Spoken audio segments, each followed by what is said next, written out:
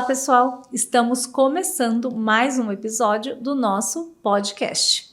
E hoje nós vamos falar de um tema bem engraçado. Já a palavra engraçado já é engraçado, né? E é sobre isso, como associamos objetos a algumas funções. Eu vou relatar um caso de um aluno. Na verdade, ele compartilhou uma história engraçada que aconteceu com ele. E é sobre isso que nós vamos falar. Professor, vamos à história? Vamos à história. Já estou curioso. Depois, eu também tenho uma história que é um pouquinho... É o contrário. Um brasileiro que foi para um outro país, também houve uma confusão. Vou contá-la depois. Então, o aluno estava em uma casa de família aqui no Brasil e, ao pedir um copo de água, acabou tomando água em um vaso. Isso mesmo, um vaso de plantas.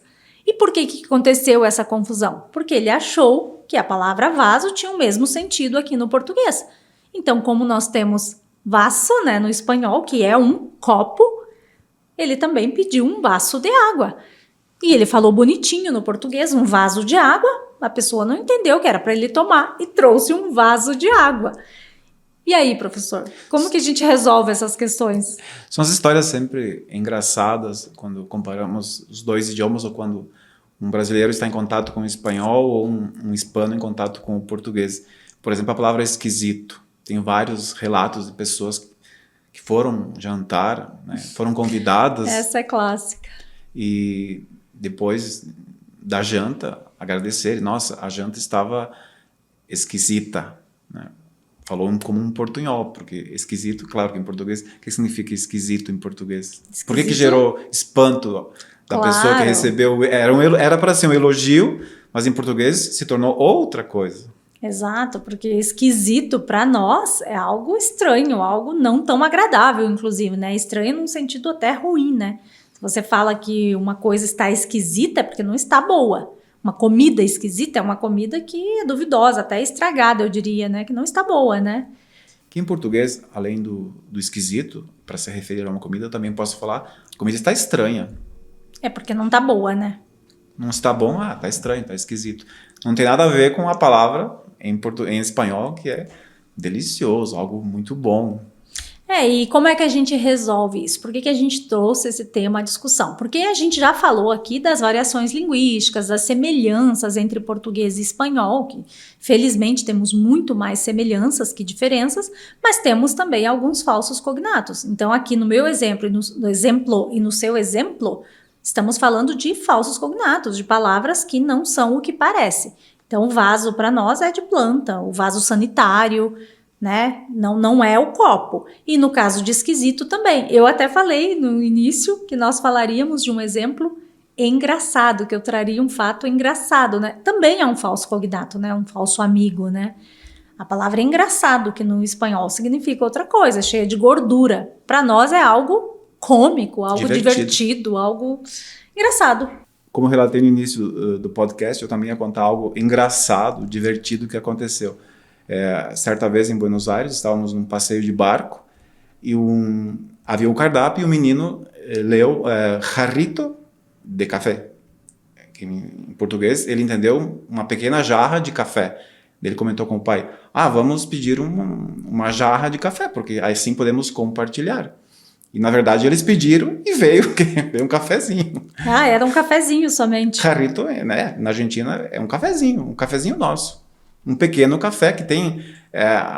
aí falamos de taça, de xícara, né? Em português, a xícara. É uma xícara diferente, parecida a uma caneca nossa. Pequena, é como se fosse uma caneca pequena. Talvez pelo formato, né? Claro, a nossa caneca, só que não tão grande. Resumindo, nunca puderam compartilhar o café, porque era muito pequeno. Se espantaram, riram também, porque é uma situação cômica, divertida, como estávamos falando. É o engraçado. São as situações deliciosas que acontecem sempre com os dois idiomas. Isso é muito bacana. Na verdade, são histórias para ficarem na memória, porque são divertidas, né? E geralmente essas questões que envolvem vocabulário podem trazer situações constrangedoras? Podem. Em ambiente de trabalho, por exemplo. Às vezes você fala um vocabulário que é inadequado mesmo para a situação e tal. Mas quando você é estrangeiro, tudo se aceita, né? Por favor, nós somos muito tolerantes, nós brasileiros, principalmente, somos muito tolerantes com um falante do português que está aprendendo português. Para nós é um orgulho quando a gente encontra, e agora nem estou falando aqui, né, tomando como base ser professora de português, né? Estou realmente pensando em como é a nossa convivência com o estrangeiro que está aprendendo o nosso idioma. A gente tem um prazer em ajudar, né? Então, se acontecer alguma situação engraçada como essa, é perguntar, é descontrair, é rir e perguntar como é que é o nome. E daí, na próxima vez, já vai saber, né? E a gente tem também alguns outros itens, né, dessa questão de tomar, já que estamos falando de tomar. Então, só recordando, a gente tem a xícara para a taça e para taça que a gente toma vinho, porque aqui nós tomamos o vinho numa taça. Como é que a gente fala no espanhol? É copa. Copa. Só que a palavra copo é isso aqui. Então lembra um pouco, mas isso aqui é um copo e é onde a gente toma água, né? E a palavra vaso, que a gente também tem no nosso idioma, a gente já sabe então que é um vaso de plantas, um vaso que coloca flores ou o próprio vaso sanitário, que seria o inodoro, né? Ou sanitário mesmo. Até mesmo uma palavra que é muito familiar, já que estamos falando de comida, bebida, cocina. Na Argentina, cocina é onde você prepara os alimentos. Me causou estranheza quando eu cheguei. No Chile também acontece isso. Cocina é onde você prepara o alimento. Que em português, cozinha é o espaço. Exato. Como se diz? Seria o nosso fogão. Nosso fogão. Nosso fogão seria a cozinha. E sabe que eu já ouvi também, e é bem comum nos países hispânicos, estufa. Para o fogão. Só que estufa pra gente é outra coisa, né? É um lugar que mantém, geralmente, em estabelecimentos comerciais, né? Não é tão comum nas residências. Mas é um lugar que mantém a comida que já está preparada na temperatura certa, geralmente quente, né? Morna. Então é comum em panificadoras, padarias, restaurantes ou bares que tem sempre uma comida, um salgado ali preparado, uma estufa. Mas a gente tem também como sinônimo de fogão. Né? Para nós, né? Que seria o fogão nosso como estufa.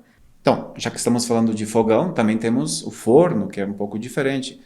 Um fogão, por exemplo, a gás, ele vem embutido um forno, mas também já é muito comum, tradicional, não em outros países também, mas estar separado o forno para preparar a pizza, por exemplo. Exato, e às vezes quando a gente se refere a forno, a gente realmente está falando do forno. Né? A gente está falando do lugar que a gente prepara alguma coisa assada, alguma carne, alguma massa, algum pão, alguma coisa que a gente vai levar ao forno. Né? A gente não se refere ao fogão como um todo como forno, mas o fogão pode estar embutido ali um forno, e daí se a gente fala de fogão, muitas vezes o forno já está junto. Mas se a gente está falando só do forno, aí é só o forno separado mesmo, né? Você acabou de falar outra palavra que é muito engraçada, que é massa. Claro, não é engraçado em português, mas massa em espanhol, existe a palavra massa com um S, que tem seu significado, mas o que a gente chama de massa, como que é em espanhol? Pasta. Porque em pasta em português é outra coisa, é engraçado. Mas olha que coisa engraçada, que curioso. E olha que a gente está repetindo essa palavra engraçado para ficar mesmo, né? Pasta também pode ser dinheiro, né? Em alguns países. Eles falam la pasta, não tem la pasta, alguma coisa assim. São as gírias, né? Exato. De alguns países. Como mais informal, mais gíria mesmo, mas também pode significar, para ver como dentro do próprio país, né? No caso do espanhol, a gente sabe que tem as suas variações também, né? E como diz, por exemplo, pasta em português e em espanhol? Pasta de pasta, documento? Isso. Porque a gente também tem a nossa pasta. Então, só para a gente não confundir aqui, né? Massa, comida, um macarrão, uma lasanha é uma massa. Que em espanhol, geralmente, a gente ouve pasta. Agora, a gente tem a palavra pasta no português. E o que é uma pasta no português? No espanhol, nós chamamos de carpeta. Carpeta. Talvez tenha variações linguísticas também, né? Na palavra carpeta. Sim, com certeza. Como tem em português, no espanhol são muitas palavras. Para a palavra carpeta, não sei, eu conheço como carpeta, que seria um lugar para colocar papéis, documentos. É o que aparece no computador. A pasta. Pasta e carpeta. Exatamente. Já que a gente falou em pasta, carpeta, tem uma outra palavra que é o clássico, né? Escritório. Escritório, nossa, e é um falso amigo também, né?